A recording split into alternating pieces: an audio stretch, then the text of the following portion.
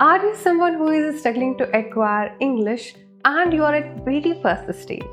If you are one of them, this series is going to be really helpful for you. Let me start with this. I am Purnima. I am not a trainer. I consider myself as a lifelong learner of spoken English and I am building Fluent English 1-to-1. So what's going to be new in this series?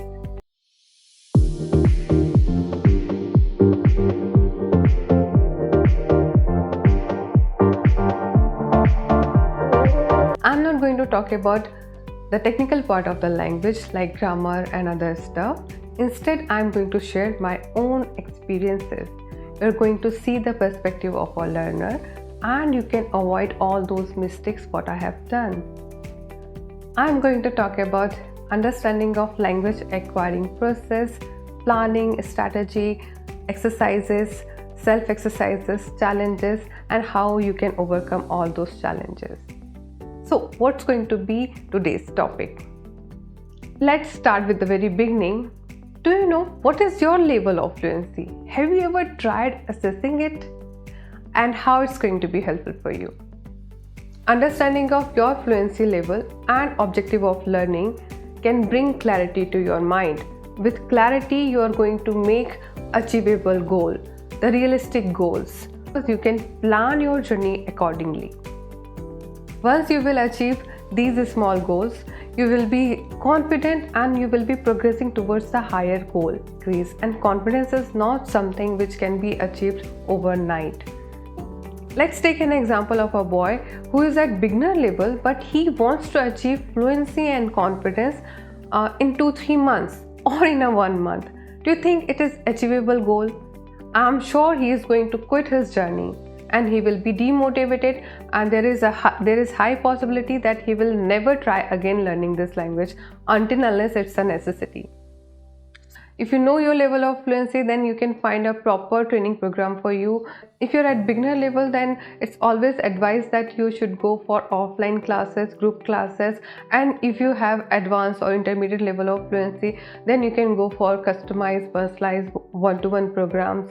Or you can self-learn, you can customize your learning approach, and these all things can be done once you will have a proper understanding, and that's how you will always stay motivated. Now let's talk about the assessment. How can you assess your fluency level? So I'm going to talk about 3 different methods. You can choose any of them suitable for you. So let's start with the very basic and easiest one. In this exercise, you are going to record yourself. You are not going to just talk about your introduction. You will divide this particular video in 3 parts. Introduction, select some topic, and then you can conclude that video. Once you record yourself, you have to watch your own video. You need not to show to other person. If there is somebody else, you can definitely take help, otherwise it's okay. So now I'm going to talk about the questions you can ask to yourself. Can I introduce myself in English, including my name, age, and nationality? Am I able to describe basic personal information such as my family members or hobbies in English? Can I hold basic conversation about everyday activities in English, such as describing a recent trip or discussing any weekend plans? Am I comfortable ordering food in restaurant or making simple requests in English? If you are doing these things, it means that you are at beginner or basic level. Do I speak smoothly without frequent pauses and hesitation? Can I sustain a conversation without struggling to find words or phrases? Is my pronunciation clear and easy understandable? Can I discuss a variety of topics beyond everyday life, like current events or travel experiences in English? Am I capable of giving reasons or explanations? Can I follow or participate in group discussions or interviews in English? Once your answers are affirmative for these questions, it means that you are at intermediate level. Can I articulate complex ideas or concepts in English? Do I use wide range of vocabulary and including specialized terms if applicable in English? Do I speak fluently with no noticeable pauses or hesitation in English? Am I able to effortlessly handle spontaneous conversations, jokes, or humor in English? Can I use the language effectively in professional and personal life? And obviously if your answers are affirmative for such questions, you are at advanced level.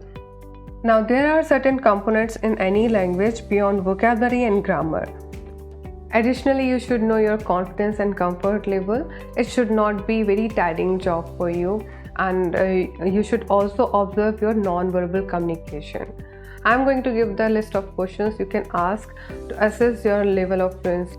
It's very obvious if your answers are mostly affirmative that you're not at beginner level, you have reached intermediate to advanced level.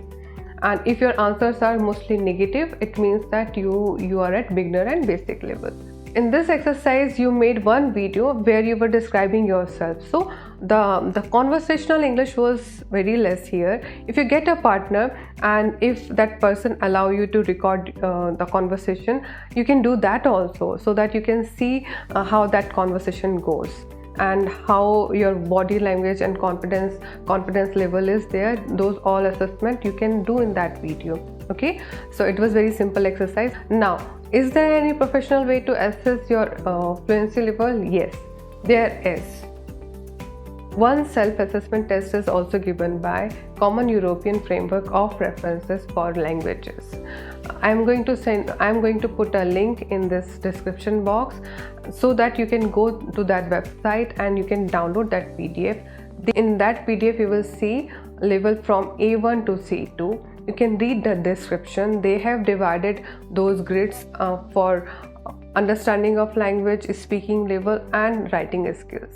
So if your focus is for only speaking, so that in that particular case you just follow the information given for the speaking area and you can see what level you are at present.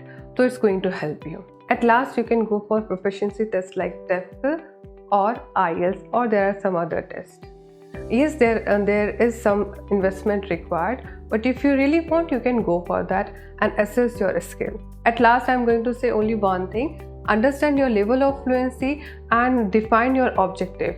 If your objective of learning spoken English is to have a daily conversation, then don't expect yourself to be a news reader or some anchor. You need to learn communicative English, not public speaking. Public speaking is really different skill set. You must have this understanding.